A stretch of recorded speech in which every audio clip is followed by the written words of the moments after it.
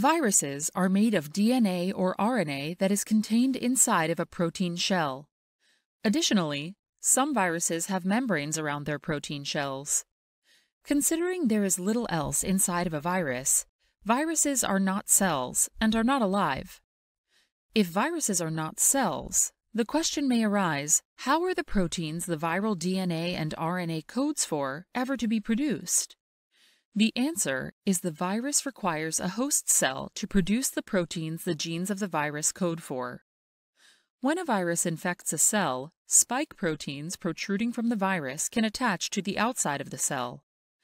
Eventually, the virus enters the cell, and the genetic material inside of the protein shell of the virus is released inside the host cell. The DNA from the virus is then able to integrate into the host cell DNA. What this means is that the DNA of the cell receives DNA from the virus, as if the DNA of the virus were now a part of the DNA of the cell. In the case of RNA viruses, the RNA is turned into DNA by an enzyme of the virus known as reverse transcriptase. After this step, the newly synthesized DNA then integrates with the host cell DNA, just as is the case with DNA viruses. When the viral DNA has integrated with the host cell DNA, it is now possible for the genes from the virus to be expressed. Since viruses don't contain all the necessary components to produce proteins, such as ribosomes and a large supply of amino acids, it is the host cell that produces the viral proteins.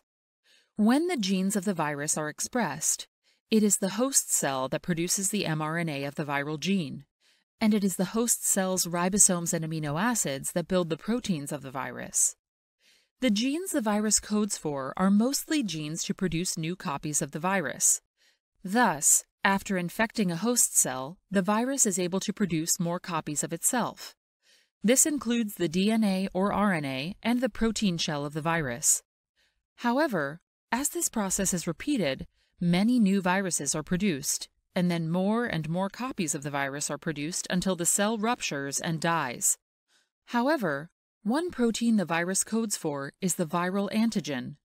Thus, the reason a cell infected with the virus is able to change from having a healthy, normal antigen to an antigen indicating viral infection is because of the production of the viral antigen.